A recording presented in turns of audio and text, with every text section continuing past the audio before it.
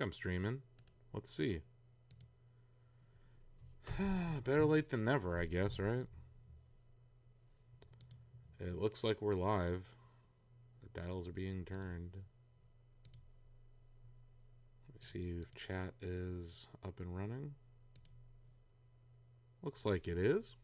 Welcome back to Game Trader, everybody. It's the end of the month, which means I'm going to talk about stocks and investing and finance news for a little bit. And then right after me, Sam Chandler and Donovan Erskine from the Shack News staff are going to play some Elden Ring Night Rain. So hang around. Let's look at the old stock market. What do you say? Dow Jones up on the month after a very tumultuous April. A slight gain on the month here of 4% for the Dow. Let's look at the NASDAQ 100. Up 9% in the month of May. A very volatile April where Trump threatened tariffs that affected a lot of the technology firms and then ultimately chickened out. There's a new term out there called taco. Trump always chickens out. And when he heard that happened, he started saber rattling again. But yeah, at least in the near term, the stock market has kind of found some footing. Let's see.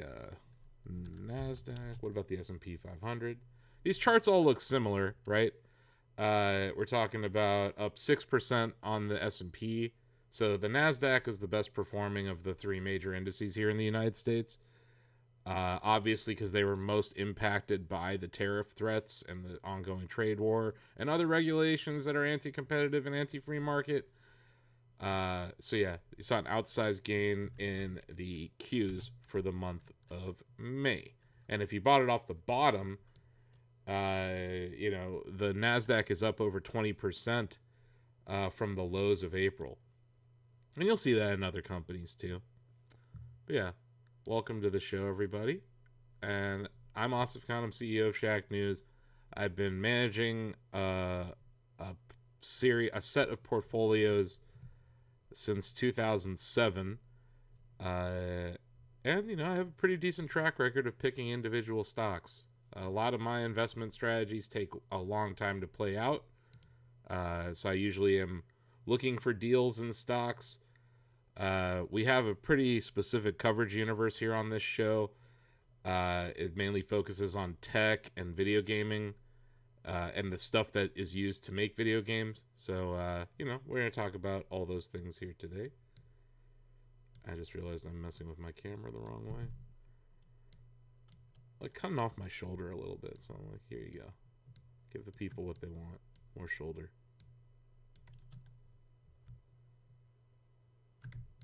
There you go. So yeah, we're going to look at broader, longer-term trends. I do this at the end of the month so I can look at monthly charts for potential buy or sell signals or, whatever kind of setup. So I'm going to go through the usual suspects. Apple, inside month.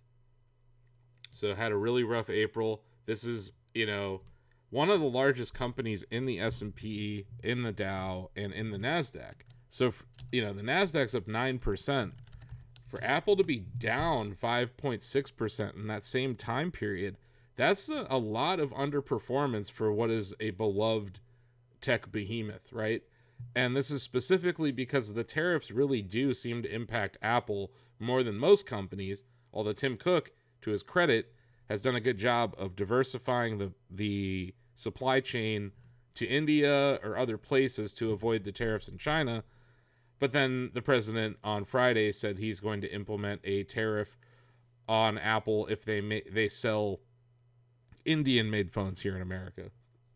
So I think that's the main reason that the stock is down in the last month. So any respite from that might help. They also have WWC 25 coming up on June 9th. The keynote will be. Where they're going to show you the new operating system. They're going to show you, there's some rumors that they might be working on another VR headset. I don't know. But yeah, here's your risk range for the next month. Apple would be a sell signal below 193.25 per share and a buy signal above the May high of 214 and 56. So it's an inside month. It's an attempt at finding equilibrium, and we're going to watch for the equilibrium break to the downside or the upside, or both. It could go down and then up, or up and then down, and that would be an outside bar. So we're going to keep our eyes on that. Longer term, still working on a quarterly hammer, and then it is a stock that is down on the year and trading inside of last year's range. Yeah, so this is a stock that's kind of treading water right now. It got as low as 169 this year and as high as 250. That is within last year's range of 260 and 10 cents and a low of 164.07 in 2024. So this is just a long way to say that Apple is in rough shape. They have a target on them, and they're also in a cycle in their products where I don't think they're really making that many compelling changes to the iPhone. So if this new iPhone costs more because of tariffs, they may have a down year in revenue again on their flagship product. So, this is it's a mature tech company. It's no longer this anti-establishment company. It's very much part of this oligopoly of tech that we're dealing with. Speaking of which, on to Amazon. Amazon is also down on the year still, up on the quarter, and I believe it had a green month. Yeah, so it's doing a little bit better than Apple is. I think you'll find that most of the tech behemoths are doing better than Apple right now. It's just kind of, they reported some solid earnings. So yeah, we're past earnings season now. Last episode, I think I was reporting like during Facebook and Apple's earnings report. Today, we're just going to look at some charts, talk about a little bit of fundamentals, and then talk about Nintendo Switch's upcoming launch. Sorry, Nintendo Switch 2's upcoming launch and what that could mean for Nintendo stock. Let's see. Amazon. Yeah, so no real signals to point out on the longer term charts on Amazon. Just keep in mind it's down on the year. So if you're trying to take a long on this, you are going against the yearly trend. If it gets back above the opening of the year, which was 222.47, you could see some people come in here and buy it once it turns green on the year. So that'd be a level to watch. Like I said, it could also just trade inside of its quarterly or monthly ranges. But it does look like tech is trying to find footing here. If the president can shut up for like, I don't know, a month, I think the stock market could actually rally. But that's a tall order. Let's see, what's another tech company everyone loves? Google. Google might be getting their shit together, although they are actively killing their website. Google is down on the year, almost 10%. It's up on the quarter, almost 10%.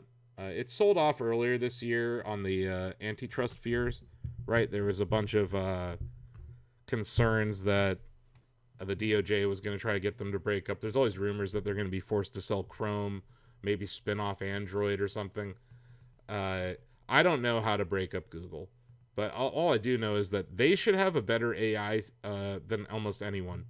They've been investing in AI training longer than almost any other tech company. They have so much of our data between our Gmails, our YouTube account, our search histories. If you're an Android user or a Chrome user, Chrome provides a ton of data. Google Maps provides them a ton of data. They have all of these cities mapped and all of the street views all across the world. So they, even though they may not be in the lead right now with respects to AI, I still think the amount of data they have and the fact that we already agreed to their terms of service on the platform like YouTube, I think that's a huge asset for Google going forward, in spite of their terrible management. But yeah, Google earlier this year hit an all-time high of 207.05 cents.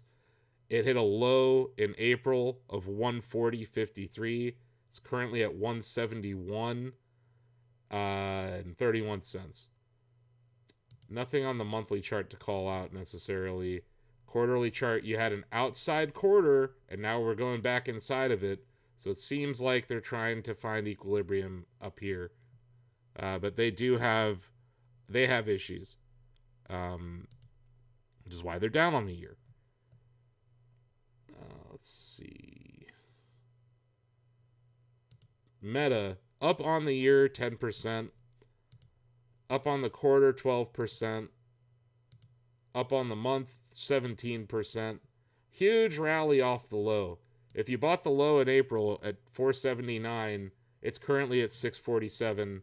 That's a great return in a short amount of time. And it speaks to the current volatility that we face. So honestly, you're looking for a continuation here above last month May's high of 662.67, and then maybe it'll make a run back to the 740 all-time high. We'll see. I think they're positioned very well in the advertising space and also in the AI space. And they make the best, most affordable VR headset. I wouldn't say it's the best, because, there's high, like very expensive ones that you could buy, but I think the Meta Quest 3 and the Meta Quest 3S offer a decent value to consumers. That's not the stock I was looking for. But yeah, so Facebook's looking pretty good. Probably one of the better looking charts that we're going to see today. That's right, Microsoft. Here we go. Well, that's just interesting. This is like a... Let's see if I can find the rev strat. No rev strat. Just an outside week to the up. Outside week to the upside, failed, and then reversed. Once again, if you bought the stock at the bottom, it was trading at 344 in April. Currently trading above 460. Microsoft heavily investing in AI, incorporating it into operating system, into Office 365, all of those places. I think Microsoft is well positioned for the current environment that they're in. That's not judging their Xbox division or anything, because it's very insignificant to their results. Most of their revenue comes from Office, Windows, and Cloud.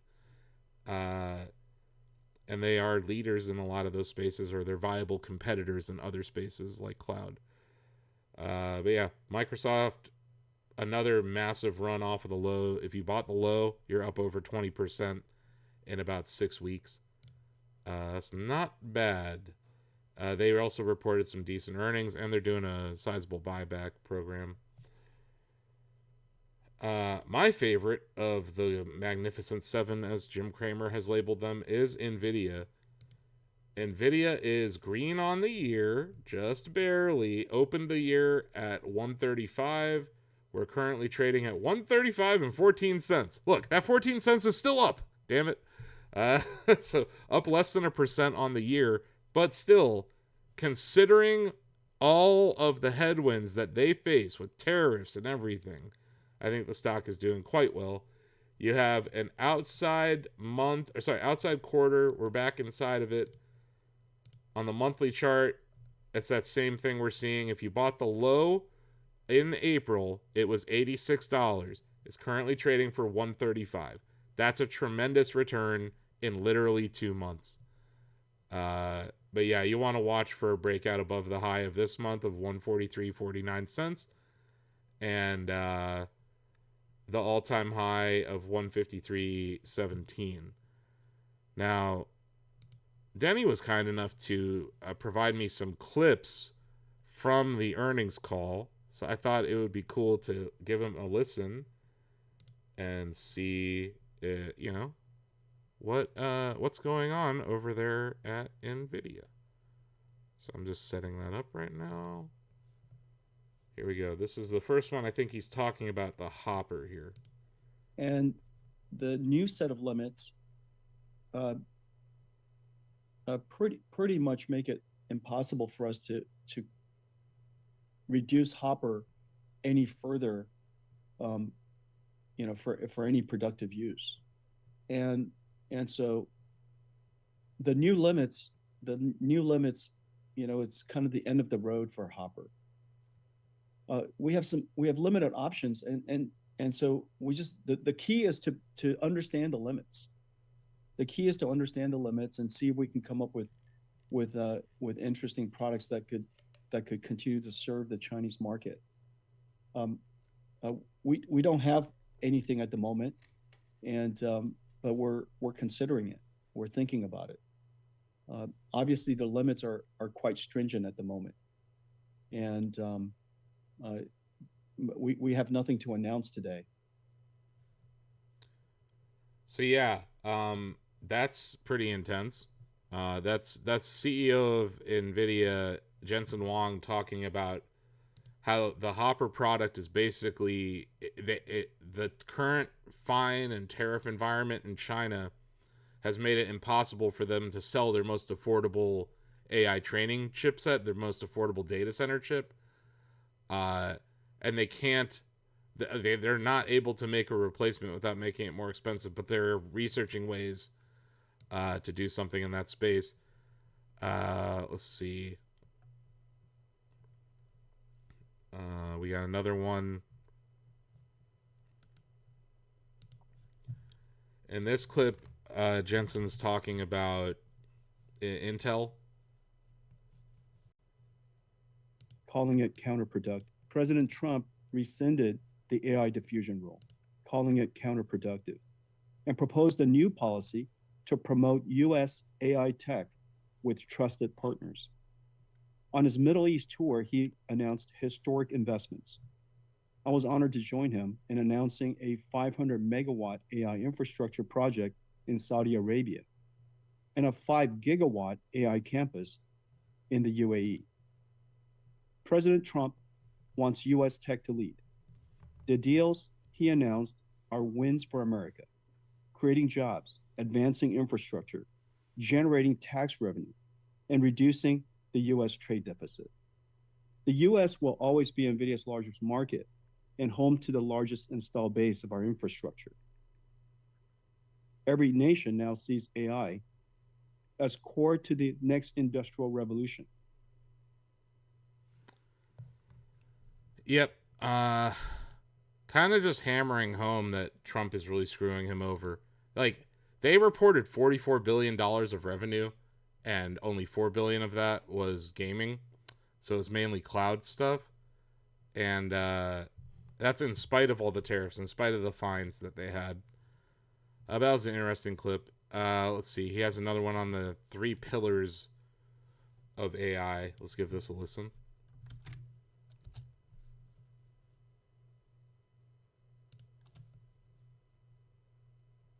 Man, Twitch really likes to Trump just start rescinded the AI diffusion rule, calling it counterproductive, and proposed a new policy to promote U.S. AI tech with trusted partners. On his Middle East tour, he announced historic investments. I was honored to join him in announcing a 500 megawatt AI infrastructure project in Saudi Arabia and a 5 gigawatt AI campus I listen to this one in the Sorry, UAE. There's 2 links. President Trump wants U.S. tech to enterprise IT is really three pillars. It's compute, storage, and networking, and we've now put all 3 of them together for finally, and we're going to market with that. And then lastly, industrial AI. Remember, one of the implications of the world reordering, if you will, is regions onshoring manufacturing and building plants everywhere. In addition to AI factories, of course, there are new electronics manufacturing, chip manufacturing, being built around the world. And all of these new plants and these new factories are creating exactly the right time when Omniverse and AI and all the work that we're doing with robotics is emerging. And so, interesting. But yeah, thanks for those clips, Denny. I was on the road. I was on assignment literally the day that Nvidia dropped earnings. Normally, I do like a reaction stream with Denny. I was not able to do that, but you'll see why next week. But yeah, so let's go back to the charts. I just wanted to mention Nvidia. They reported earnings this week, and we live stream conference calls here, and there were some interesting things said. Jensen Huang is not afraid to talk about the impact Trump is having on his business, but they are executing extremely well in a very difficult landscape. But it really boils down to, like, we listen to all these conference calls, and if you listen to the Facebook call, if you listen to the Microsoft call, you listen to the Amazon call, you listen to the Tesla call, they're all buying chips from NVIDIA. So it's like all roads still lead to NVIDIA. If you believe in this AI trend, and it's like, it doesn't matter if you think AI is good or not. It's, do you think that these companies are going to keep spending money on AI, right? Are they going to spend more money on data centers? Or do they need more compute, like Jensen was mentioning? Well, then they're going to have to buy more NVIDIA chips. The whole point about manufacturing them in America, it's going to take a while to get the hardware over here and the people who know the machinists over here, the engineers over here, if it ever happens. I think the point that he was making, and a lot of people have been making, is that these new American factories are going to be heavily automated. So there's this, we're going to bring jobs back to America. Like, maybe jobs for some robots. Not sure about actual human jobs. I guess there's the guy who repairs the robot factory. But yeah, NVIDIA's doing very well. I own this stock. I wish I bought it at 86 earlier this year, because you're doing well if you did. But I held on throughout the whole sell-off that we saw. And I think the last of the Magnificent Seven is Tesla, which is now still down on the year. It's trading inside last year's range still. It's slightly doing a RevStrat quarter right now, but the quarter is not over until the end of June. You see the low was slightly below last quarter's low. So the low in Q1 was 217.02. The low in this current quarter, which ends June 30th, was 214.25, but it's now closed back inside of, it hasn't closed yet, but it's back inside of that range. So at the end of, this is something that we're going to have to watch on the next episode. At the end of June, what is the share price? Because if it goes all the way back through this, that's incredibly bullish from a technical perspective. But it could also drop again and go full sell signal, depending on, sales data and other actual facts. They're also supposed to launch their full self-driving in Austin beta next month. So if that goes terribly, I think the stock could go lower. I don't have a trade on either side. I own it from a much longer time ago. A long time ago, when it was a turd trading for around $2. I was buying it over here, and it's now over here. So I'm not telling anyone to buy it. I'm not telling anyone to short it. I'm not telling anyone what to think about Elon Musk. But they are a leader in manufacturing batteries here in America, manufacturing cars here in America. The Model Y is still the best-selling vehicle in the world. The Cybertruck is a garbage dumpster on wheels, but they have, if this is really a protectionist world and factories need to be in America, Tesla has an advantage when it comes to capacity for battery, packs, and vehicles, and soon potentially robots. So there are reasons to own Tesla stock. I don't know if this would be the time to buy it. It's down on the year. It's up on the quarter. Like I said, it's cooking a RevStrat quarter. It reversed off the low. So this is a stock that bottomed at 214.25 and got as high as 367 just recently. So you've seen that trend in a lot of these stocks. It is interesting to note that of the Magnificent Seven, Apple's the only one that's not green on the month. You have Apple's red. You have Amazon's green. Google's green. Meta's green. Microsoft's green. That's the Nvidia's green. And even Tesla is green on the month. So Apple is undoubtedly a laggard. And I think we should keep an eye on that because, like I said, we have an actionable signal here. The other stocks, I don't really see a whole lot of actionable signals. You have a potential setup, is what I'm saying here. And I mentioned the risk range. I'll just reiterate. Below 193.25, Apple would be a sell. Above 214.56, Apple would be a buy on a pure trade. And that would be a valid trade until the end of June. Basically, the next time period, right? That what's cool about this strategy, which is called the Strat and is invented by my mentor Rob Smith, is that you can do this on any time frame.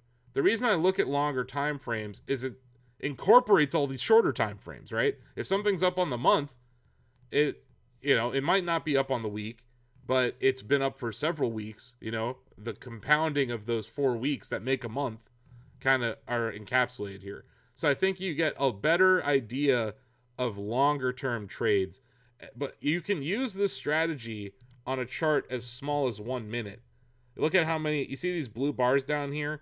Each blue bar down here, each blue bar down here is a inside bar. So this is the 1 minute chart of Apple today.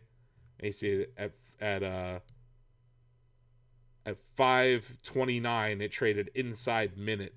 But the information you get out of using a 1 minute chart is only valid for 1 minute. So it's like you have to be the greatest trader of all time to trade on a 1 minute chart. You can look at these 15-minute charts too. But yeah, I tend to look at daily, weekly, monthly, quarterly, and yearly charts. Because if a stock is up on all those time frames, that's what you call time frame continuity. And boy, is that fun. Speaking of time frame continuity, let's check out Nintendo. Up on the year, 39.71%. Up on the quarter, 19%. The quarter ends in June. Not up on the month. Red on the month. Down 1.9% this month. Hit an all-time high this month. So we want to pay very close attention. Are we about to roll over here? I don't know. We got a Nintendo Switch coming up, right? Nintendo Switch 2 is launching next week. Let's look at the weekly chart. Ooh. The high was 2055 and it went in. Oh, man. So earlier this week, we had a buy signal in Nintendo. It was above 2055. The stock went up. But then Trump started saying China's not negotiating it, whatever he said. I can't keep track of the orange idiot. But he let me just give me a second. What did he say earlier today? He accuses China of violating a preliminary trade deal. There was no actual trade deal. So he's just, I don't know. I think ever since the taco thing happened, he's been pretty pissed off. Which taco stands for Trump always chickens out. According to Wall Street these days. It's the taco trade is what they're calling it. So yeah, Nintendo not up on the week, not up on the month. So who knows what's going to happen next month. But we do know it's up on the year, right? So if June is green, and if you look at all these analysts, man, it probably will be, we got a Switch launch coming up. It's not as frothy as it was earlier this year. We had a huge reversal in April, right? The stock, you had an inside month, right? Stock went down below it, all the way down to $15.25. Closed the month of April at $20.80. That's like a 30% run in a month. And yeah, people were taking profits here. Next week is a big week. So we're going to look for any kind of daily signals, weeklies, see exactly where things go. I still maintain that the headline risk of tariffs is a negative for Nintendo. But it appears that demand for the Switch 2 is very good. It's a stickier platform than it's ever been. And I really do think that Nintendo is entering its Apple era. And not like this current Apple, but more like 2007 Apple or 2008. where, you know, iPhone was a hit, and now we're getting the next at Nintendo's next iPhone, right? So it may not be as innovative. It's probably more iterative on the surface, but I still think this is like probably the most important console launch in the history of the company. And things like continuity of your purchases across the eShop on Switch 1 to Switch 2, that's a first time benefit that they haven't had before. It seems that online play is actually going to be good on the system based on the Mario Kart previews. The Dusk Bloods from Software is coming there. Fortnite is obviously already on the platform, but like it seems like there's going to be more online focus from Nintendo this generation, which finally they're catching up. Does it mean downfall is inevitable? Hey Lucci, what downfall? Sorry, I missed your question until just now. What was I talking about? But I'll be sure to get to it. Downfall of Nintendo, downfall of the market, downfall of the United States economy, downfall of Bennigan's, downfall of Denny's. What are we talking about here? While we're talking about Denny's, let's look at the Denny's chart. Slightly up on the month. Hanging in there. Oh. You're wrong, man. Apple isn't as big as it used to be. Here's a long-term chart of Apple.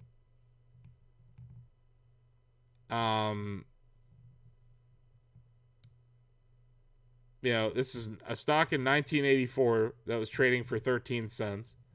It's currently trading for $200.61. So I'd say it's still up. Innovation-wise, I think that's a really good point, Lucci, and that's what I'm bringing up too, right? It's like iterative. Instead, like Nintendo's not reinventing the wheel, right? They're just saying the Switch is good. We think it's the right form factor, so we're just going to make a better Switch. We're going to make a Switch with a better screen, a better size, better dock, better docked experience, better performance in general. So it is iterative, undoubtedly more iterative. And I compare it to this last 15 years of Apple in that Satoru Iwata was a lot like Steve Jobs, a very hands-on, thinking kind of person who was running the company. And now it's Shuntaro Furukawa, who's like the Tim Cook in this situation, who is kind of taking the ball and running with it. Tim Cook didn't invent the iPhone, but he worked along Steve Jobs' his side when they were ramping up production of the iPhone. So, yes, I think you're right that Nintendo might be less innovative, but I don't think that because they're doing this precludes them from doing things that are experimental on the R&D side, right? Just because they're doing this now doesn't mean this is their business model forever. If Switch 2 fails, which it won't, but if it did, they would probably go back to the drawing board. Historically, they have shown that. And the other thing going on here is that while, we're talking about Apple here, we look at the chart. Apple is sitting at a market capitalization of $3 trillion right now. Nintendo is sitting at a market capitalization of, I think it's around 100 billion. Yeah. So we're talking about a company in the case of Apple that's 30 times the size of Nintendo. And I just think you look at the catalyst ahead of Nintendo on the amusement park front, right? On the movie front, on the music front, and on this new system. So now you're entering a new console cycle for Nintendo after 2 really weak years from the Switch, right? 2023 and 2024 weren't blockbuster years for Switch. So they have very easy comparisons going into this next fiscal year. And Switch 2 appears to be selling very well. They expect to sell 15 million units of Switch 2 in this year. And they're planning on making more than that. No, I don't wish that I would buy Apple at all. I did own Apple, dude. I owned Apple from 1996 until somewhere around here. Yeah, the 2018, 19, 20, and I bought some options. No, because when I got out of Apple, I threw it all into Nintendo stock, and I made more off of Nintendo than I would have if I stayed in Apple. So no, I don't regret that. But I owned Apple for over 20 years. I owned Apple for the bit. We owned Apple before the iMac, before the iPod, before the iPhone. So I took my money out of Apple, and I put it in. I actually put some of it. I put most of it in Nintendo, and then in between Apple and Nintendo, I had an investment in Tesla that also did pretty well for me. But no, I don't regret that. So I guess my point is, we're in different parts of the product cycle. You know what I mean? So like, iPhone is in its like 17th iteration or whatever. Switch is in its second. You know what I'm saying? Like, PlayStation's in its 5th iteration. Xbox is in its series. I don't know what Xbox is. Actually, you know what? I heard everything's an Xbox, right? This is an Xbox. Well, it's an Xbox. Everything's an Xbox, right? So yeah. I think Nintendo is still positioned very well for this situation. There's still a lot of runway ahead of them here with this new generation. I know not everyone's happy about it, but they're increasing the sales price of the average sales price of their hardware is 50% higher than last launch. The average selling price of their software is also going up about 33% or 10 to 33%, depending on what game you're looking at. So they have tailwinds and headwinds at the same time. This is not the best economy to be launching any kind of product in, so I do think that's a challenge. It's good to know both sides of the risk when it comes to Nintendo. But yeah, let's look at that chart a little bit more, because the question is like, should you own it through launch? I'm doing that, yes. And based on a lot of the analysts, I've seen JP Morgan upgraded them this week. Wedbush had a pretty large upside target. Yeah, it's still a well-liked stock on Wall Street. So I would not be surprised if it goes higher in the launch month. Because, like, you know, the people who aren't paying close attention to the stock, they're going to finally hear about it next week when, you know, Doug Bowser's on Jimmy Fallon or whatever. And, like, you know, it's on the Today Show and stuff. Once it becomes like that, and I do think they got a little bit of that kind of publicity because they announced it the day of Liberation Day when all those tariffs were put into place. And they didn't announce the price, and then that whole thing happened.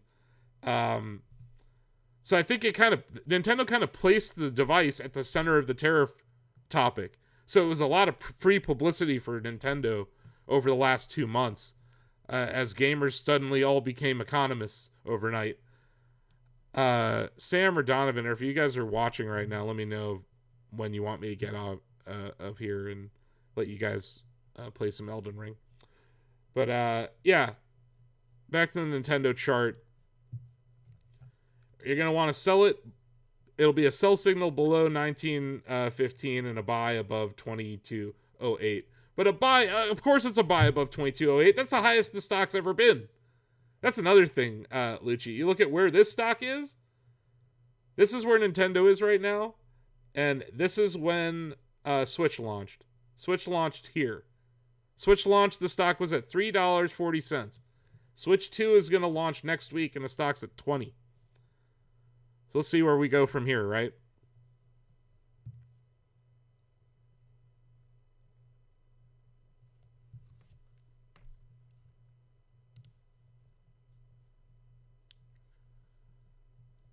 Let's see.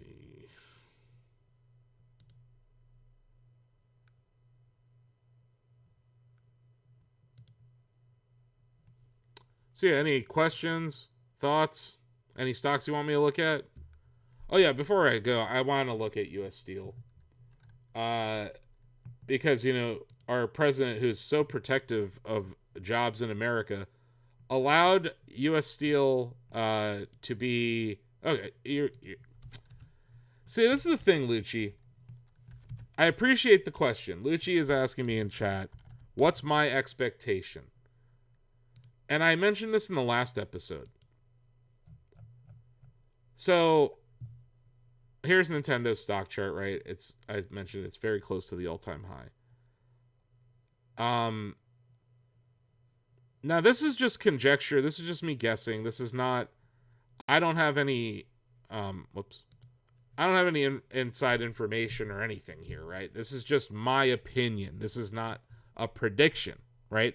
This is not something you should act on. This is more of a gut feeling. That question you're asking me is more of a gut feeling kind of question, Lucci. I think the stock's headed to $24 a share. And that's not that far from here. That's like less than from the high of this last month. That's only a 10% rise from here. The reason I mention that is that's the top end of a very long-term uptrend. So you're talking about like an uptrend that's been in place for a while. It's really going to be a function of the broader economy.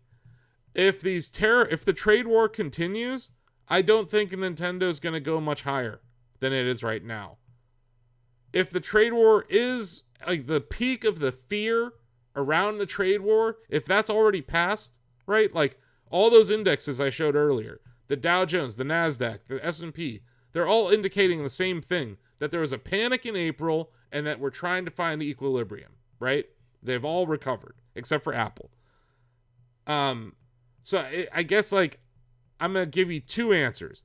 If the trade war intensifies, I don't think Nintendo stock's going to go to the moon. If it doesn't, and things actually become easier for Nintendo, and they don't roll back their prices, their margins are going to be way better than expected. So about 3 to 6 to 9 months from now, I think the stock could be at 30. Or, it could be materially higher than it is right now. So what I would say is that if that first outcome happens, where there's saber rattling about tariffs, the stock might go down, and it might be an opportunity to buy, right? Just like it was in April. If we look back at April, this was a huge buying opportunity. It bottomed at $15.25, and it shot all the way up to $22 in about 2 months. So if that happens again, like, I just don't think the stock it's not priced to perfection yet, right? And their guidance that they gave us in May was for a world where these tariffs exist. So if the tariffs go away, I think Nintendo is a coiled spring that could really go a lot higher. So does that make sense, Lucci, where it depends on the outcome kind of thing? But like the thing that's undeniable is people are buying Switch 2, right? They're buying Switch 2. They're going to buy the games. They're going to buy the accessories. They're going to buy all of those things. So at least this year, I think they have a tailwind this year. They're projecting 60% revenue growth. There's very few companies that I follow that are projecting 60% sales growth in this year, in this economy. So if they understated their profit expectations and they were conservative with their revenue guidance, I think a year out from now or 6 months out from now, Nintendo shareholders will be happy. But in the interim, there's just risk. I guess the theme of this show has always been to remind people of the risks. Even if I'm bullish on something, I want to know what the risks are. What could happen that makes this a bad investment, or what kind of bad luck scenarios could derail this? And Donald Trump is volatility incarnate, and he loves the word tariffs. So there's always going to be some headline risk to owning Nintendo as long as he's president. But I am reminded of our darkest hour here in America in recent history in 2020 when the lockdown occurred and Nintendo was out there with Animal Crossing, and it sold 41 million units, and it saved a lot of people's mental health. There's an intangible value to this company, man. People feel a type of way about the intellectual property at Nintendo that they don't necessarily feel about other game companies or even cartoon characters or, drama or television characters, right? Like, Nintendo's brand is very strong. They've been around since 1889. They've been making games since the 70s and 80s. And I think they're entering just a different phase. They're being more open with their intellectual property than ever before. Even in the last generation, right? You saw the Hyrule Warriors games, letting Koei Tecmo make a Zelda game, letting Ubisoft make a Mario and Rabbids XCOM like, Cadence of Hyrule. You know, like letting devs do things with their IP, but also letting Universal Studios make the Mario movie or Sony make the Zelda movie, right? I just think Nintendo's very open with their IP. They have the Nintendo Music app. So it's just like a different era for Nintendo. But it's one that I can tell you as a long-term shareholder, I'm here for. It's about time that they see the true value of their intellectual property war chest. Because they own Mario, Zelda, Donkey Kong, Metroid, Star Fox, right? Like F-Zero, Kirby. Name a video game company with more iconic characters on a roster. Think about Smash Brothers. Think about the Smash roster. They're the only ones that pulled off a game as the scope of Smash, right? So I do look at a company's track record. And I think Nintendo, I said this last month, I'll say it again. I trust Nintendo's management more than the President of the United States, more than everyone in the cabinet, more than the Treasury Department here in the United States. I trust Nintendo's common stock more than the value of the US dollar. I trust it more than the full faith and credit of the United States government. Nintendo doesn't have a whole lot of debt, and they're sitting on about $11 billion of cash. And yeah, to Denny's point, it is globally recognized IP, and that's something Miyamoto mentioned. The Mario movie reached fans in countries where they can't even buy Nintendo products. Like, that's the point. We're watching a company go from being a very focused game company. Yeah, dude, I know you're watching that trash, man. Like, you're watching all the garbage videos on YouTube that are like, Nintendo's gonna shut down your Switch. Yeah, you telling me Apple wouldn't do that? You're telling me Google wouldn't do that? You're telling me Microsoft's not gonna do that if you do the same thing? All software are essentially licenses now. We don't own anything anymore. iTunes, you don't own your iTunes. You don't own anything. You know, like you really don't own anything in this digital economy anymore, Lucci. You own it temporarily. What they're saying, they can shut down your system if they find you're breaking their TOS. They can brick your system. How is it any different though? If they just say, like, if I have an Xbox account and I have all these games on it and they disable the account, I can't play any of those games on the system. I have to go rebuy them with a new Xbox account. All I'm saying is that this is a direct response to what happened with all those leaks. Tears of the Kingdom leaked, Mario Brotherhood, that leaked. Do you think Nintendo was just going to sit there, the kings of litigious defense of their IP? You think they were just going to roll over and be like, I guess we'll just let them leak the next Zelda game? No. They're putting things in place to hold people accountable for dumping ROMs. The fact that they do that means they're defending their IP, man. I run a website. For a really long time, I had ads running on my website, Lucci. 90% of people who visit Shack News were blocking the ads. 90%. If 90% of people come into a convenience store and rob it, would you want to change your policies? Yes. I'm not saying it's that bad at Nintendo. It wasn't. But you look at the sales of Tears of the Kingdom relative to the sales of Breath of the Wild, and it's undeniable the financial impact of piracy. So it's like, they have to do something about it.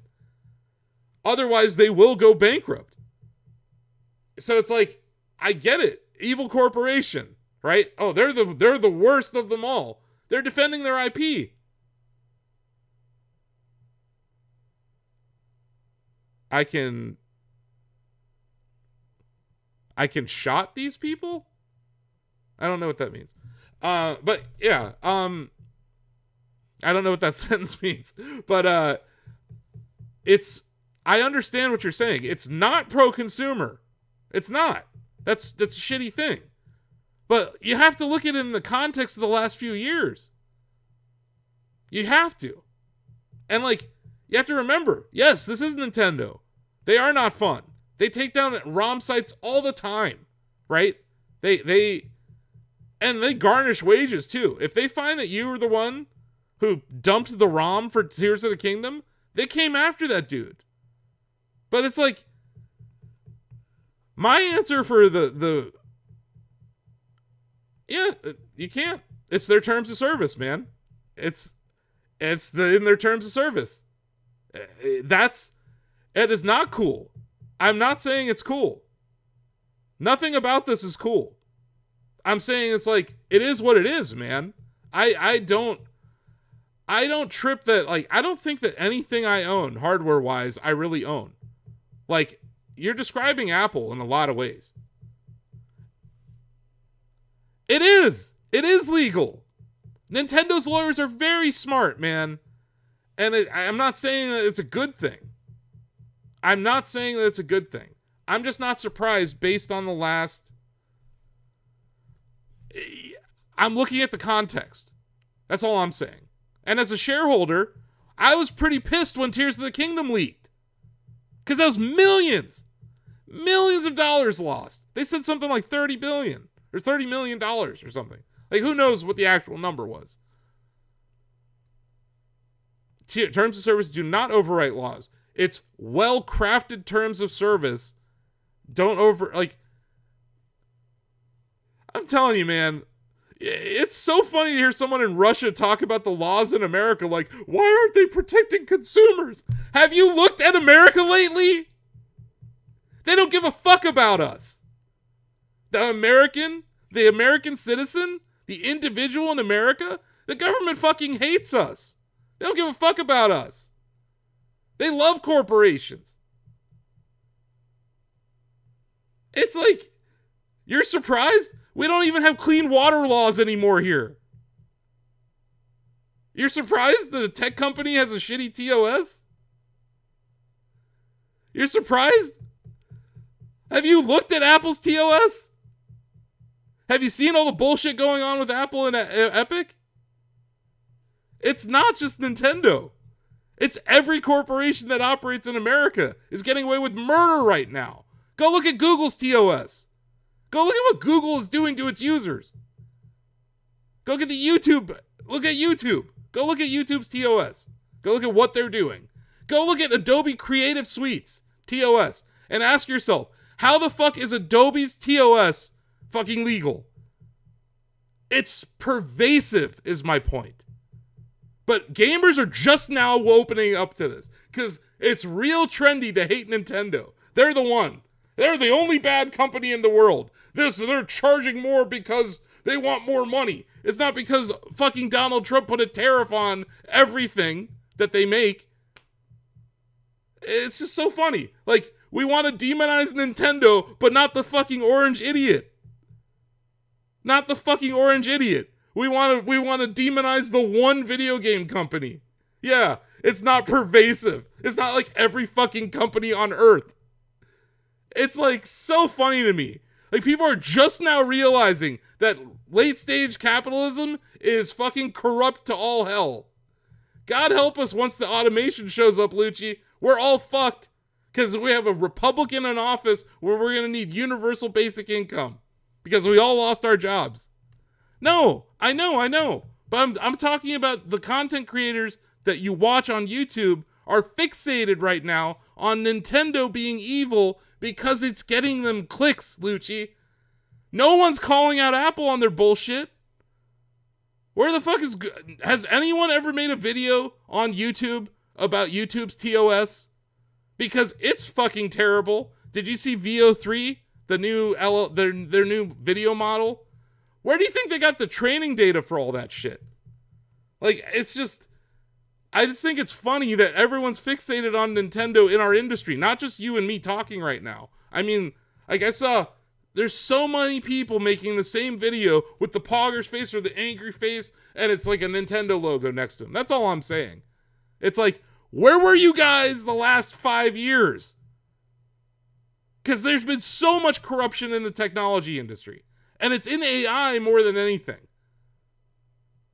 But yeah, like, do I think that random jaboofer who gets 1 million views on a YouTube video is going to do shit for this? No. Dexit. Remember Dexit? We're going to boycott Pokemon. The thing sold 26 million units after the Dexit. The internet is so full of noise that the average consumer doesn't even fucking care about. No one reads anything. Have you ever read a TOS? You just click yes. People in America don't read shit. I run a website where people are supposed to read articles. Why are we making so much video content? Why am I talking to you on a live stream right now? Because if I wrote an article like this, 4 people would have read it. That's the problem that we're in right now in the world, in America, but also in the world of social media, is that people are not fact-checking, they're not reading, they don't understand, and they just are mad. I get why people are mad. No, that's cool. Look, there's outlets out there like Gamers Nexus that hold all companies accountable, and shout out to them. I'm talking about the broader media landscape right now. In the broader social media landscape right now, the influencer environment, it's just full of people who are holier than thou.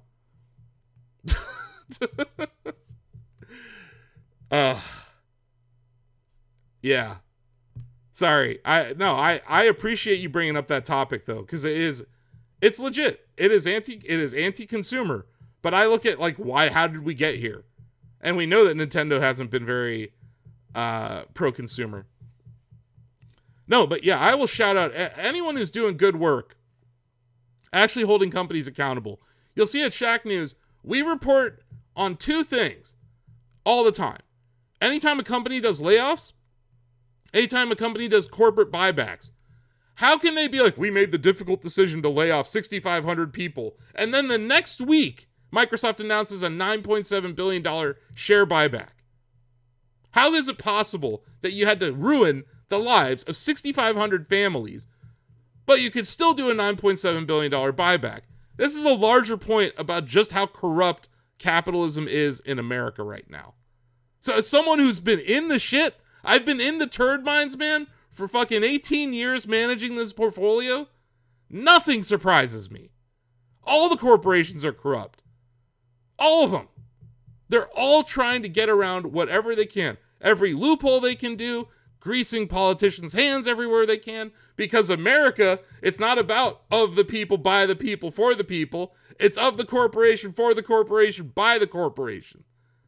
That's what's wrong with America right now. And it's much more broken than just a Nintendo system. It's healthcare. It's every aspect of American life is being ruined by corruption and greed. And this is just a reflection of that.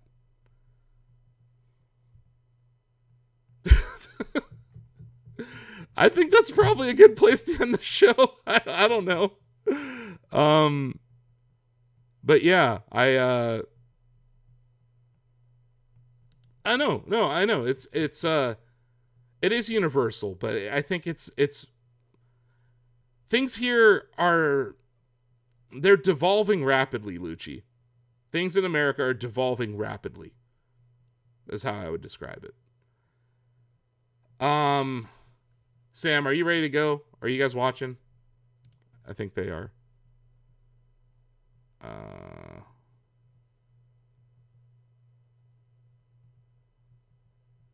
Okay. It looks like Sam and Don. Wait, they need one more, don't they? Do they need one more person? Anyway, I guess I can join their VC real quick. Hold on. Just because Hey guys, I'm on stream. Real estate. Hey, how's it going, mate? I just want to let you know I'm live. You guys are live, talking to people on Game Trader Live right now. Are you guys ready to go, or can you play with 2 people? Yeah, we can play with 2 people. We will matchmake with like a Okay. third, but I was saying that we could if there were any staff around that wanted to play as well, they could jump Okay. on in. But if not, that's a-okay. Got it. Okay. And you guys are ready to go? Yeah, we're just Hope so. chilling, man. No rush. You do you. And I just had a lovely rant about the state of vibing. capitalism here in America, and oh man. I think I'm ready to call it a stream after that. And okay, cool. Yeah. Fabric of society splitting apart. Well, you know, Lucci asked a really good question about the terms of service of the Nintendo Switch and how Nintendo can brick your console if you break their TOS and Sure. what that means. And I just kind of pointed out, like, it's the state of the world right now. These corporations are running everything. Yeah. And And what get about the right to repair though? I wonder how does that affect the TOS? That's interesting. Because if they brick it and you've got the right to repair. They bricked it because you were doing something pirate Naughty. related, right? Yeah. So I don't know. Stay tuned next week when iFixit has to sue Nintendo or something. Who knows? Fix it. You know what I mean? Like someone's gonna have like something Someone's stupid getting is sued. about to happen, right? Because Yeah. you're right to point that out.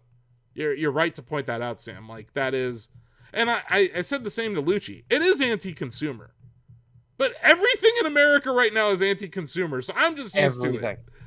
Like, Everything. like Yeah. Donovan, don't you feel like everywhere you go, they're just like fucking you? It's like Pretty much. so like Pretty much. I'm just Every kind of business. like, well, at least this place that's fucking me has a Kirby game. But, like, you know what I mean? Like, Yeah. At am least I they gonna didn't do a do live that. unboxing or something? I don't think we're gonna do a live unboxing, but David and I do plan on streaming the night of the 4th after we get our consoles from the office. So we're gonna be playing Mario Kart World, hopefully, if the eShop servers survive. We will be playing Mario Kart World on basically till the end of time. But yeah, I'm very much looking forward to that game. I'm excited to I just review it. realized that the Australian midnight launch will probably be earlier Yeah. than. Oh yeah, I didn't even think of that. I wonder if the servers will be up for your boy. Probably. Oh, Hmm. There you go. Okay. You might be the Interesting. first one Wrinkles on in our this. staff to stream it. Interesting. I know. Okay. I know. Hmm. That's exciting. But yeah, I dude, just before we go, like, I love console launches. They're exciting and magical times. And like, Absolutely. it's rare. like especially a Nintendo one, man. These don't come around very often, so Yeah. we're gonna do our best to provide the best coverage possible. You know, but yeah, it's the nature of TOS kind of across the entire tech industry right now is horrible. But I find the fixation around Nintendo on YouTube to be really interesting right now. Because go back to 2017 and try to find think pieces about the Switch. No one was saying shit because they were coming off of the Wii U, right? Yeah. But because they're coming off of the Switch now, and they sold 150 million units, and they're sitting at $100 billion, and the Mario movie did so well, they've become Suddenly a target. suddenly everyone's an armchair analyst. Yeah. But, you know, or you Well. could listen to the guy who's owned the stock since 2012. Exactly. Or you can listen to that guy who was buying it during the Wii U era and the 3DS era. You can listen to that guy. who reports Or you can listen every to month. Jaboofer Jones on YouTube who doesn't know shit. And he's a broke ass bitch. I'm sorry. There's other shit going on behind the scenes, guys. I'm on one today. I'm really on one today, and I'm not gonna say anything else about it, but I appreciate everyone who tuned in here. I'll be back next month with another episode of this if you guys let me, right? Hell yeah. If the Twitch TOS allows for it. June 30th would be a Monday. So Monday, June 30th. God, you know, because my Mondays aren't busy at Shack News ever. Monday. It'll be fun. Yeah. So a Monday stream, June 30th, will be And that'll be post-launch. next June is the month of announcements as well. Yeah. And so the we'll month have a lot Switch. to talk about. And the month. That's true. Oh, man. A lot of company stocks will have moved. in Well, one we'll be able to direction or talk another. about how Microsoft pooped his pants at Summer Game Fest and how PlayStation showed off more Wolverine or something. You know, it's exciting time. June is an exciting time in our industry. I'm looking It forward to really it. is. And you know, I don't know if you saw that. I think it was Tom over at The Verge was posting about how Windows 11 is like incapable of running on these handheld gaming devices. Oh man. Yeah. So there's gonna be some interesting stuff that comes out here. I always love the summer of Jeff, the God Emperor of video games, is about to bless us with trailers, right? Can't wait. Oh hell yeah! Dom, you're gonna be there. I will. First time, I'm excited. Yeah, Oh, you, hell yeah. you've taken Jono, he's taken the Osif I didn't know seat. this. He's kind of taken the Osif seat. Have you noticed this? Like, Yeah. he was at Epic Universe with Greg, right? He I went. was. He was Cody Rhodes, the American Nightmare, There. was there with Yeah. Donovan. Donovan and Greg Mhm. were there with Cody Rhodes. It's true. We all hung out. And then where is he going next? Oh, Jet Setter Don is heading over to LA to hang out with Jeff Keighley and iJustine. Hey, and for what it's worth, we saw Jeff Keighley and iJustine at Summer Game Fest many Sitting times. in a tree. They were there the whole time. Yeah. Yeah. But like, yeah, you're going there, you're going to LA, all sorts of fun stuff. I'm excited. I haven't done any of the SGF stuff since E3 died, so. it'd be And fun. it's looking more like E3 than ever before. So yeah, we're gonna have Yeah. a ton of great gaming news to talk about on the next episode. Donovan, the next American Nightmare. Oh god. I could see that. But yeah, Sounds like a Netflix documentary. sweet. But yeah, thanks for watching, everyone. Appreciate it. If you're watching on YouTube, give us a like, subscribe, all those things. I'm sure Denny will have clipped out me screaming about capitalism several times. And yeah, we'll be streaming Elden Ring Night Rain here very shortly. So if you're in the chat and you want to see some Elden Ring Night Rain with our reviewer here, Sam, who go read his review. It is glowing, I would say, and Sam is a From Software expert, so his opinion matters more than a yeah. random jaboofer on YouTube. Anyway, as always, manage your risk. Manage your risk. Do not use debt in this. Don't use margin. If you don't know what you're doing, don't trade options.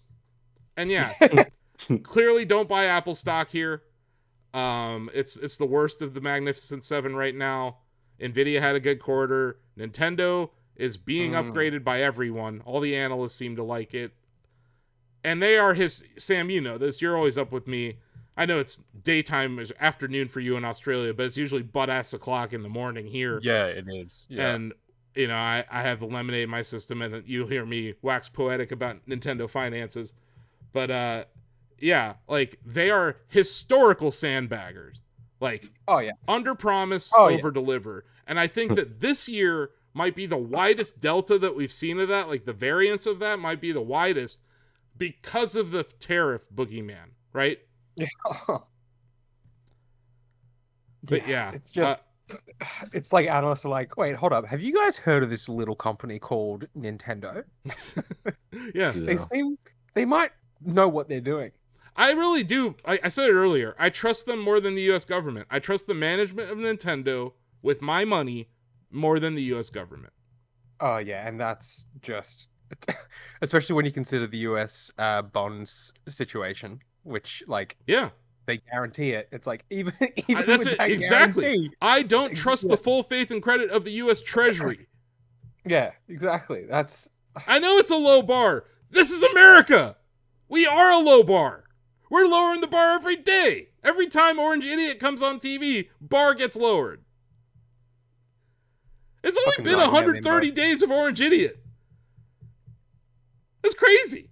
Like, God help us. We have 3 more years of this shit. only 900 and something more days to go. So, yeah, I'll see you next time. Bye-bye. Bye. Have a beautiful time.